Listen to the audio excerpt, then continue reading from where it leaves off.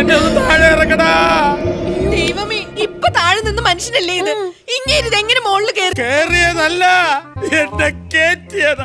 CJP സമരത്തിനെ അനുകൂലിച്ചുകൊണ്ട് Pearle Mani ഒരു post ഇട്ടിരുന്നു. അത് നിലപാടില്ലാത്ത പോസ്റ്റാണെന്ന തരത്തിൽ വലിയ അധിക്ഷേപമുണ്ടായിരുന്നു.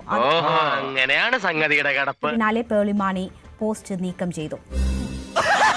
പേളി മാണി ഇട്ട പോസ്റ്റ് അതിലായിരുന്നു ഏറ്റവും പ്രധാനപ്പെട്ട ചർച്ചാ വിഷയം. പേളി ആദ്യം ഇട്ടിരുന്ന ഒരു പോസ്റ്റ് CJP സമരത്തെ അനുകൂലിച്ചുകൊണ്ടും എന്നാൽ വിദ്യാർത്ഥികൾ ഈ നടത്തുന്ന പ്രതിഷേധങ്ങളും പ്രക്ഷോഭങ്ങളും കാരണം അവർക്കുണ്ടാകുന്ന ബുദ്ധിമുട്ടുകൾ കാരണം അവർ വീട്ടിലിരിക്കട്ടെ, പ്രതിഷേധങ്ങൾ നടക്കട്ടെ, ശാന്തമായി തുടരട്ടെ, എന്നാൽ വീട്ടിൽ നിന്ന് പ്രതിഷേധിക്കൂ എന്നുള്ള ഒരു തരത്തിലൊരു ടോൺ പേളി മാണിയിൽ ഉണ്ടായിരുന്നു. അതായത് കോൺഫിഡൻസ് സമ്മതിക്കണം.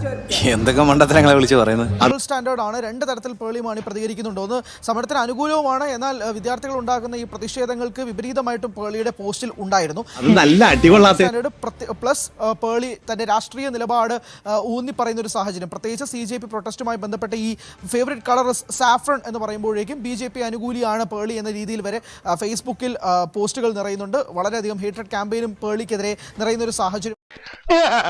സോറി, അറിഞ്ഞോണ്ടല്ല, മനഃപൂർവ്വമല്ലേ. നടന്മാരുൾപ്പെടെയുള്ള ആളുകളുണ്ട്. പക്ഷെ ഇങ്ങനെയൊക്കെ പലരും പോസ്റ്റ് ഇട്ട് വന്നെങ്കിലും കേരളത്തിൽ നിന്ന് എയറിലേക്ക് പോയത് നമ്മുടെ സ്വന്തം പ്രിയങ്കരിയായ പേളി മാണിയാണ്. എന്റെ പൊന്നു മക്കളെ, ദയവായി പരിക്കേൽക്കരുത്, ദയവായി സുരക്ഷിതനായി ഇരിക്കൂ. നിങ്ങളുടെ ജീവൻ അപകടത്തിലാണെങ്കിൽ നിങ്ങൾ വീട്ടിലേക്ക് മടങ്ങുക.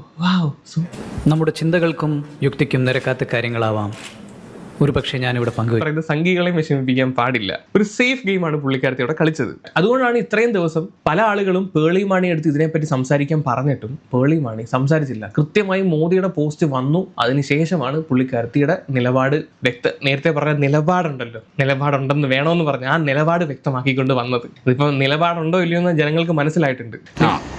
എങ്ങനെ ഇരിക്കണം പറയാനുള്ളത്, ഞാൻ ഇങ്ങനെയുള്ള ഇൻഫ്ലുവൻസർ എക്സ്പെഷ്യലി പേളി മാണിനെ പോലെ എന്തും എപ്പോഴും തുറന്നു പറയാൻ ധൈര്യമുള്ള അല്ലെങ്കിൽ ഒരു സ്പൈനുള്ള ഒരു ഇൻഫ്ലുവൻസർ എന്ന നിലയിൽ ഞാൻ കരുതിയിട്ടുള്ള ഒരാളായിരുന്നു പേളി മാണി. സോ പുള്ളിക്കാരത്തിയുടെ ഒന്നും കയ്യിൽ നിന്ന് ഞാൻ ഒട്ടും എക്സ്പെക്ട് ചെയ്തൊരു കാര്യമല്ല ഇത്. ആൻഡ് നമുക്ക് ഒരു പോസ്റ്റ് ഇടാനുള്ള റൈറ്റ്സ് ഉണ്ടെങ്കിൽ അതിൽ കമന്റ് ഇടാനുള്ള റൈറ്റ്സ് ഉണ്ട്. എന്തിനാണ് ബ്ലോക്ക് ചെയ്തതെന്ന് എനിക്ക് മനസ്സിലാവണില്ല.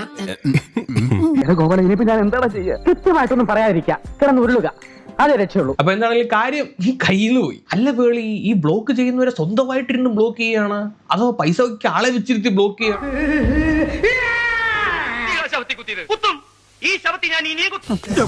ഇതിനാണ് അവനവൻ പാരാന്ന് പറയുന്നത്. എല്ലാരും വിളിച്ചു. നിങ്ങളെ പറ്റി വളരെ മോശം അഭിപ്രായം എല്ലാം പറഞ്ഞ പോലെ. അപ്പൊ ഞങ്ങൾ ഇറങ്ങട്ടെ.